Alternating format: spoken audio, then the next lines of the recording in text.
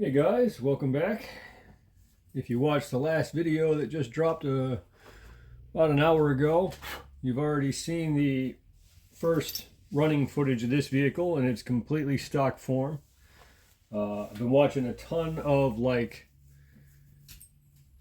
class 0, class 1 super scale type videos. There's a guy out there that's got a 1/10 scale with legitimate power windows that go up and down, and like just some of the detail and things that go into these is just amazing.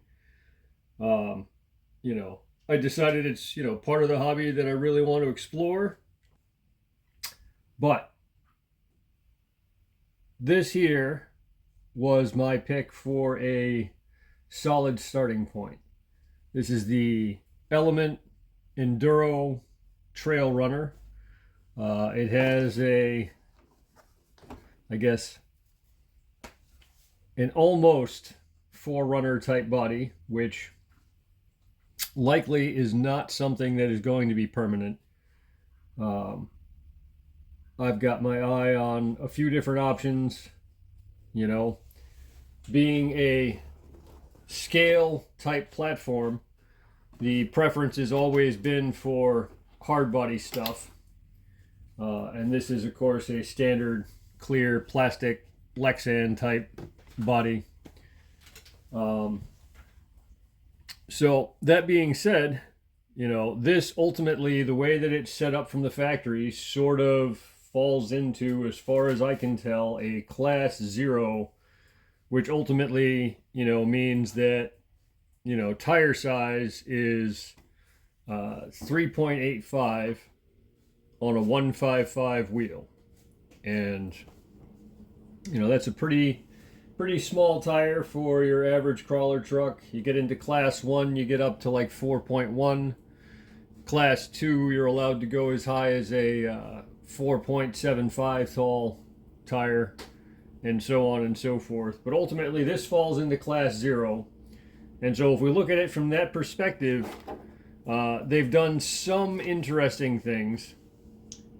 The body obviously kind of counts against you. Most of the judging for that kind of stuff, if you don't have a hard body, they don't really want to talk about it. But neither here nor there. It's a good looking body, and it does everything a body needs to do at the current time, so I'm not worried about that. You need to have front and rear bumpers. They give you this supplied front bumper. You have to remove the original valance from the bottom, which is this piece here. So this comes off. You trim the fenders in the front so they don't just hang down past everything and look kind of weird. And then you put the bumper on, which comes in 3 pieces plus the toe rings that have to be assembled.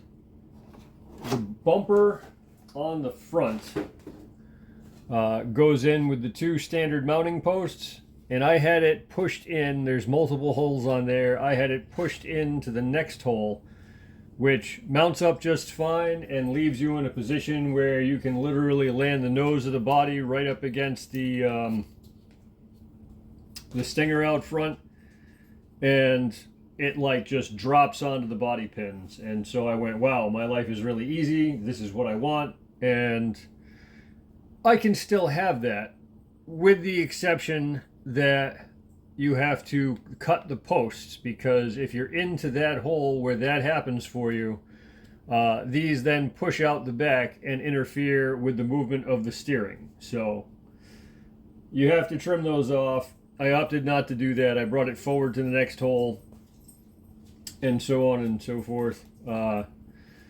I swapped out to the larger size battery tray. This not only accommodates the battery that 2 batteries I have that I wanted to use for this rig, which are like a 1/4 inch too long for the small tray. But, since it's wider, and because this doesn't come with inner fenders, it does add a little bit of protection for debris flying up inside the chassis. So I went ahead and did that. I do like some of the other small touches they have. You have this, muffler and tailpipe hanging off the side for a little bit of extra realism going on. There is no supplied rear bumper, which for, any of the classes pretty much they require an actual bumper. I'm going to have to source one of those at some point in time. But Class 0, as the wheel size implies, essentially is representative of your daily driver. It is not a modified vehicle. It is not set up, with larger tires and fancy suspension for, being able to use on the road while, jumping off into the trails now and then. Like, this is supposedly a daily driver kind of format that you might have on the road and take back and forth to work.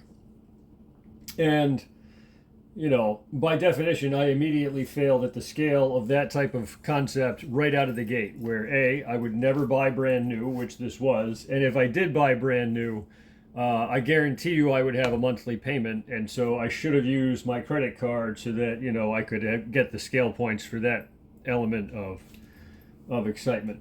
But I did not. So here we are.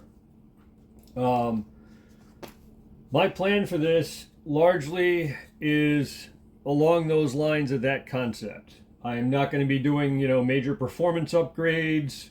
I'm not buying wheel sets and bigger tires and that kind of thing. What I am going to do is I am going to drive it. I am going to drive the heck out of it.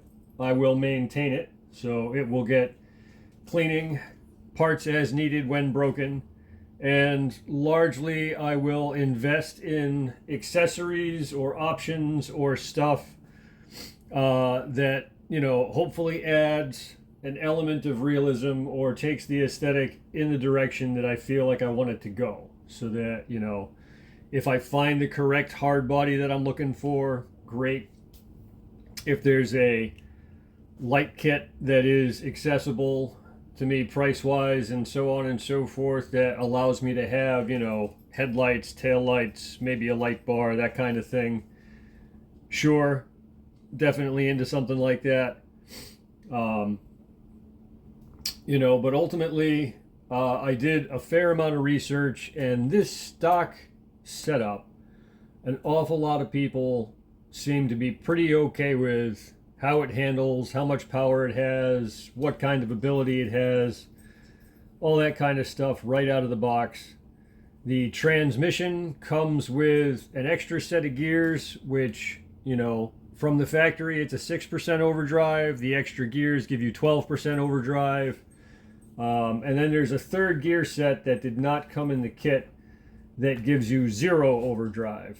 And the trucks that I like, that I've been looking at, that I would want to replicate from the scale model are that 0 overdrive 1-to-1 rears the same as the front concept, independent front suspension, probably a leaf spring conversion at some point in time, that kind of deal. But the other thing that this truck does, which, like I said, I was pretty excited about, is the concept that it is a trail truck. You don't have to compete with it at all to enjoy it. You don't have to go to, a place with a track or whatever. You jump out in the woods, you get on a trail, you see a rock you want to crawl on for a few minutes, great. You keep going down the trail, also great, And what I found is a new app. And so, you can track mileage, hours of usage. You can map out your favorite routes, share them with friends. They have challenges you can participate in where you have to log X number of traveled miles with your RC in a given time period. And then there's, I assume some sort of digital prizes, a badge next to your name or something else similar to the Strava platform, whatever. But it essentially lets me add that element of more or less having an odometer with my scale build truck so that I can actually track the miles I've put on. I can use that to determine what maintenance is necessary. so on and so forth. Today, it went 3 miles. So, it's a 1/10 scale, so it has 30 miles on it now. Either way, really kind of an interesting tool. As long as you remember to start it up and actually use it, it gives you some pretty interesting information. And there's other people using it that may be from your area. If they make their maps public, you could use it to find new spots to go and run this thing. There's sort of a collaborative, cooperative effort in using the site that, you can see where people are going to use stuff just like this in your area. So, maybe you meet some new people out there. Maybe you just find a new spot to crawl in or trail in or whatever you want to call it, so on and so forth. Either way, I have mostly great things to say about this.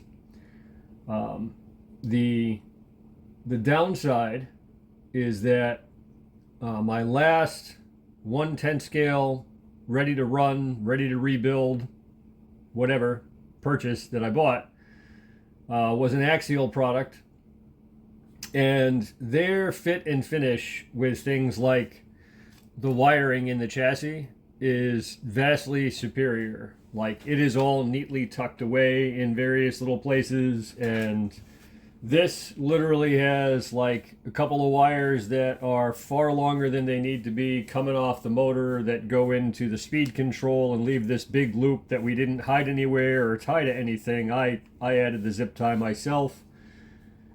I feel like it's the only vehicle from the factory that I've actually ever received from anyone where I totally understand the concept and why you would do it, but brand new manufactured, to see the red wire of the ESC go to the black wire on the motor to reverse the polarity. I mean, you had the option in manufacturing on where you soldered these things. Like, that kind of thing drives me a little nuts.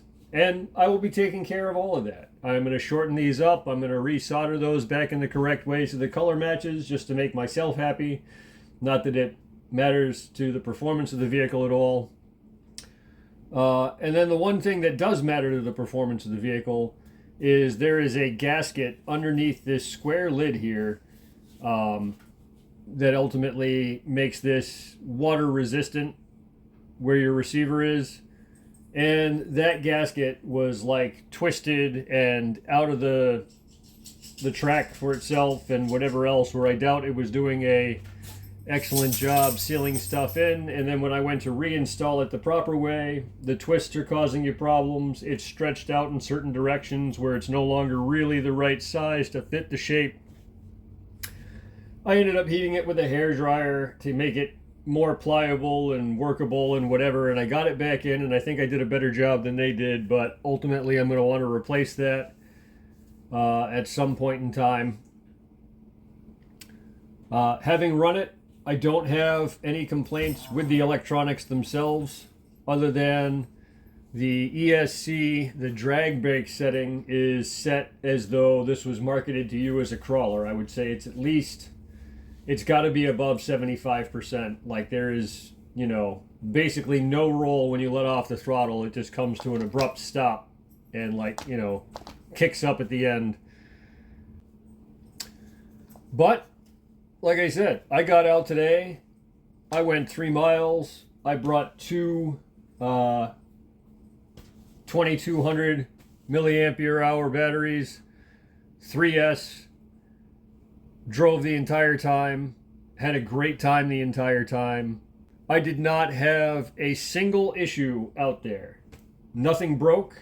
Nothing made any strange noises where I'm on the side of the trail with tools out trying to diagnose what this ticking, clacking, rubbing sound is. Like, I had no problems the entire time. So, ignoring, the lousy fit and finish that they did, mechanically, it appears as though they've done an excellent job putting it together, So I guess that's where I'm going to leave it. I want to end on a positive note. They did a damn good job putting this together. I had an absolute blast on the trail today. And that's what really matters. So, till next time, have a great day.